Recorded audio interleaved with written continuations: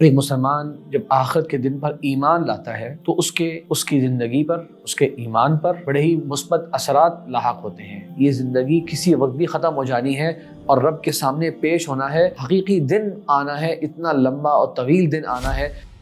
اصل ٹھکانہ، اصل مقصد آخرت کی زندگی ہے، نہ کہ یہ دنیا کی محدود زندگی۔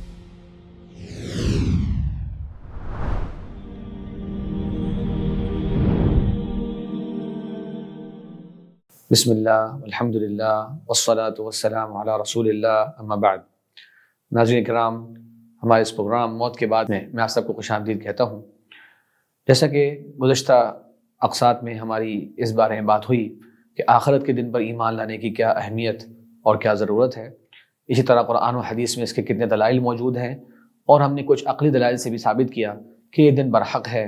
اور یہ اس دن نے ضرور بضرور واقع ہونا ہے۔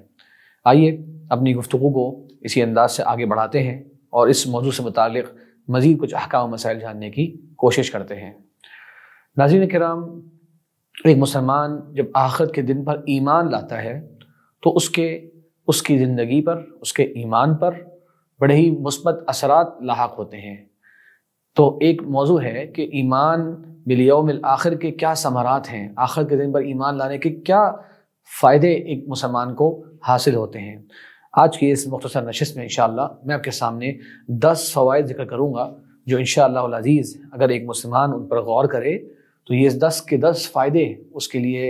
اللہ تبارک و تعالیٰ کی بندگی کا ایک بہت ہی خوبصورت پہلو واضح کرتے ہیں۔ سب سے پہلا فائدہ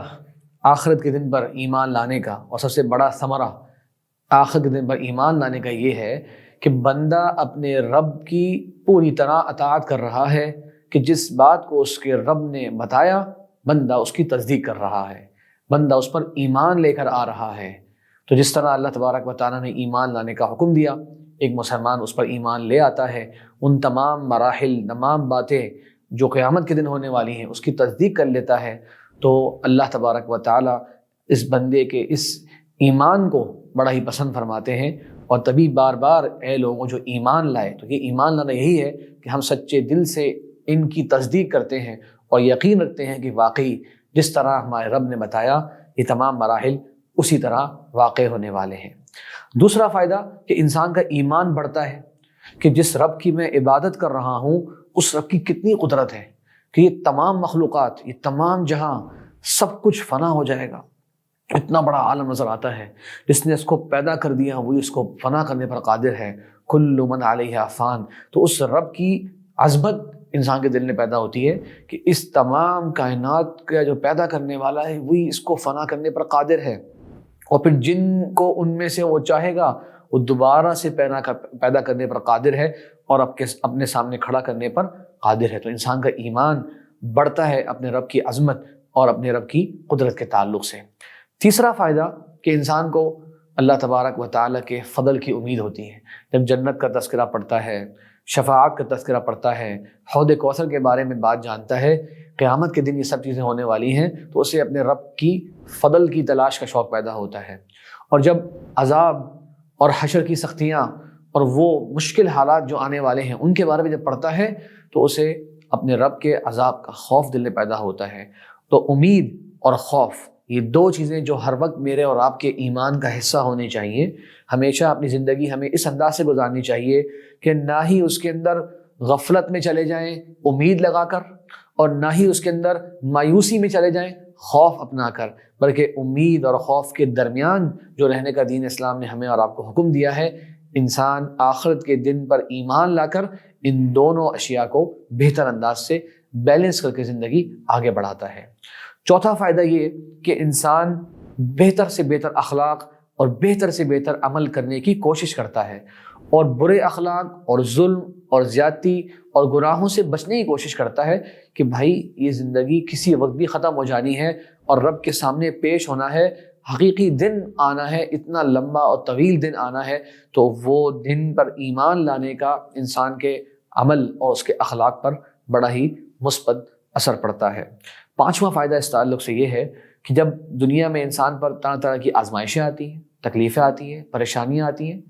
تو ایک تو یہی ہوتا ہے کہ انسان سوچتا رہے کہ یہ میرے ساتھ کیوں ہوتا ہے، آخر میرے ساتھ ہی کیوں ہو رہا ہے، میں نے تو اپنے معاملات کی تیاری پوری کی ہوئی تھی، میری طرف سے تو کوئی کمی کوتاہی نہیں رہی، پھر بھی یہ میرے ساتھ کیوں ہو رہا ہے؟ لیکن جب اس کا آخر کے دن پر ایمان ہو تو وہ جان لے گا کہ یہ دنیا وقتی ہے، یہ دنیا گزر جائے گی، اس میں افضل ترین اور اللہ کے محبوب ترین ہستیاں جو آئیں وہ بھی آزمائشوں سے خالی نہیں رہے، بلکہ ان کی تو آزمائشیں اتنی تھیں کہ اللہ کے نبی صلی اللہ علیہ وسلم نے تو امت کو تسلی یہ دے دی کہ بس نبی کی آزمائش کو یاد کر لینا جب تمہیں کوئی تکلیف اور مصیبت آئے، اور کیا کہہ سکتے ہیں اس کے اندر۔ اور فرمایا آپ صلی اللہ علیہ وسلم نے کہ سب سے زیادہ جو آزمائے جاتے ہیں، سخت ترین آزمائش جن کی آتی ہے، وہ اللہ تبارک و تعالیٰ کے سب سے برگزیدہ انبیاء کرام ہوتے ہیں۔ پھر جو جتنا ان سے ملتا ہوگا عمل میں، اخلاق میں، کردار میں، وہ پھر آزمایا جائے گا، کیونکہ اصل ٹھکانہ، اصل مقصد آخر کی زندگی ہے، نہ کہ یہ دنیا کی محدود زندگی۔ چھٹی بات اس تعلق سے یہ ہے کہ جب آخرت پر ایمان ہوتا ہے تو دنیا میں آنے والی آزمائشیں انسان کے لیے ہلکی ہو جاتی ہیں، وہ اس کے اوپر رک نہیں جاتا، اس کے اوپر اس کی زندگی کا اختتام نہیں ہو جاتا کہ بس یہ کیسے ہو گیا، بلکہ وہ سوچتا ہے کہ یہ وقتی دنیا ہے، وقتی آزمائش ہے، اس کو اللہ تبارک و تعالیٰ ان مع العسر یسرا، پریشانی کے بعد آسانی بھی آ جائے گی، تو آگے بڑھ جاتا ہے انسان۔ اور موت کے بعد تو انسان نے پھر اللہ تبارک و تعالیٰ کے سامنے پیش ہونا ہے، اور اپنے صبر کا بھی انسان اللہ تبارک و تعالیٰ سے بہترین صلہ پا لے گا۔ تو دنیا کی آزمائشیں اور تکلیفیں یا اس کے ساتھ ظلم ناانصافی جو ہوتی ہے، اس کے اوپر انسان ایک بہت زیادہ انتقام والا مزاج نہیں رکھتا، یہ نہیں سوچتا کہ بس میں اپنا سب کچھ ابھی لے لوں، کچھ چیزیں وہ اللہ تبارک و تعالیٰ پر چھوڑ دیتا ہے۔ فائدہ اس تعلق سے یہ ہے کہ ایک مسلمان کو جب آخر کے دن پر ایمان ہوگا تو وہ موت کو بھی یاد رکھے گا، موت جو کہ ایک لمحہ لا محالہ آنا ہے۔ انشاءاللہ ہم آئندہ ایک پروگرام میں موت کی تیاری اور موت کی یاد کے حوالے سے کچھ بات چیت کریں گے انشاءاللہ۔ تو آخر کے دن کا ایک ثمرہ یہ بھی ہے کہ انسان موت کو یاد رکھتا ہے، بار بار سوچتا ہے کہ یہ آخرت کوئی بہت دور نہیں، ایسا نہیں کہ یہ پتہ نہیں کب ہونے والا ہے۔ من مات فقط قامت قیامتہ، جس کا انتقال ہو گیا اس کی قیامت قائم ہو گئی۔ تو ذرا سوچیں کہ انسان اپنی موت کو آخر کے دن پر اگر سچا ایمان ہو تو موت کو یاد رکھتا ہے، اور موت کو یاد رکھنے کا مطلب یہ ہے کہ پھر وہ ایسے اعمال کرتا ہے جو اس کے لیے موت اس کے لیے سکون کا باعث بن جائے، اور ایسی چیزوں سے بچتا ہے کہ جس کے بعد موت کے بعد ایسا نہ ہو کہ اس کی زندگی جو آنے والی زندگی ہے وہ بالکل ایک تکلیفوں اور ایک بہت بڑے عذاب کا باعث بن جائے۔ اسی طرح علماء نے حضرت عمر رضی اللہ عنہ کا ایک قول یہاں پہ ذکر کرتے ہیں، کہتے تھے حاسبوا انفسکم قبل ان تحاسبوا وزنوا اعمالکم قبل ان توزنوا، کہ اپنے نفس کا خود محاسبہ کر لو اس وقت سے پہلے جب تمہارا حساب کیا جائے گا، اپنے اعمال کو خود تول کے دیکھ لو اس سے پہلے کہ قیامت کے دن آ جائے اور تمہارے اعمال تول لیے جائیں۔ عمر رضی اللہ عنہ اس انداز سے اپنے ساتھیوں کو وصیت اور نصیحت کیا کرتے تھے۔ آٹھواں فائدہ اس تعلق سے یہ ہے کہ انسان کو جو اللہ تبارک و تعالیٰ کی جنت کا تذکرہ پڑھ کے اس کا شوق دل میں پیدا ہوتا ہے، اس فضل کو حاصل کرنے کی انسان کوشش کرتا ہے، کیسی کیسی نعمتیں اللہ تعالیٰ نے اس جنت میں رکھی ہوئی ہیں، اس جنت کا شوق ایک مسلمان کے دل میں پیدا ہوتا ہے اگر سچا اس کے دل میں آخرت کا ایمان پیدا ہو جائے۔ نویں بات اس تعلق سے یہ ہے کہ ایک مسلمان کے اندر اللہ کے نبی صلی اللہ علیہ وسلم کی اتباع کا جذبہ پیدا ہوتا ہے۔ یہ پیارے نبی صلی اللہ علیہ وسلم جو قیامت کے دن اپنے ماننے والے اپنے امتیوں کی سفارش فرمائیں گے، تو پیارے نبی صلی اللہ علیہ وسلم جو اپنی امت کو اس دن بھی ان کے لیے ایک سفارش کی دعا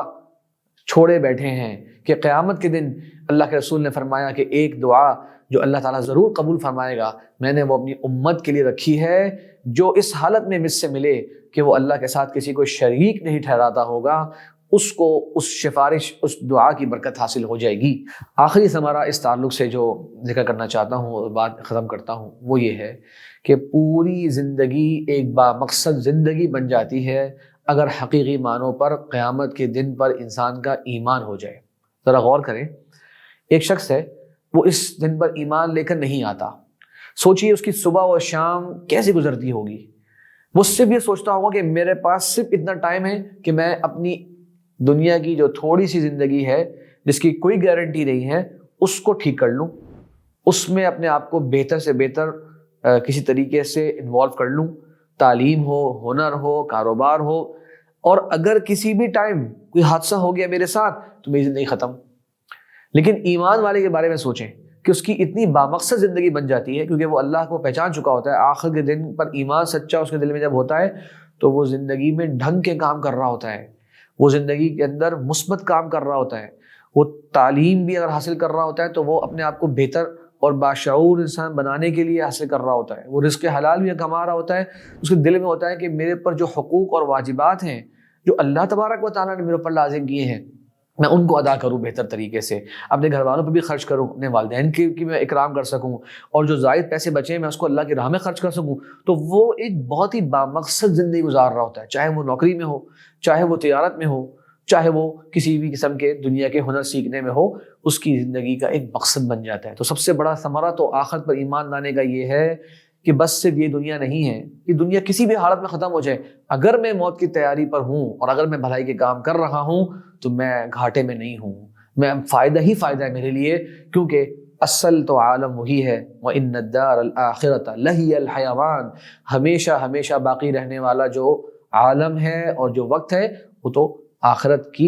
کھیتی ہے اور آخرت کا عالم ہے۔ یہ کچھ فوائد اور ثمرات تھے جو میں نے کہا کہ ذکر کر دیے جائیں شروع میں، کہ آخرت کے دن پر سچا ایمان لانے سے ایک ایمان والے مسلمان کو حاصل ہوتے ہیں۔ اللہ سے دعا ہے کہ اللہ تبارک و تعالیٰ مجھے اور آپ کو ان ایمانی پیغامات کو اور ان ایمان کے مبارک اور میٹھے اثرات کو محسوس کرنے کی توفیق عطا فرمائے۔ وآخر دعوانا ان الحمد للہ رب العالمین۔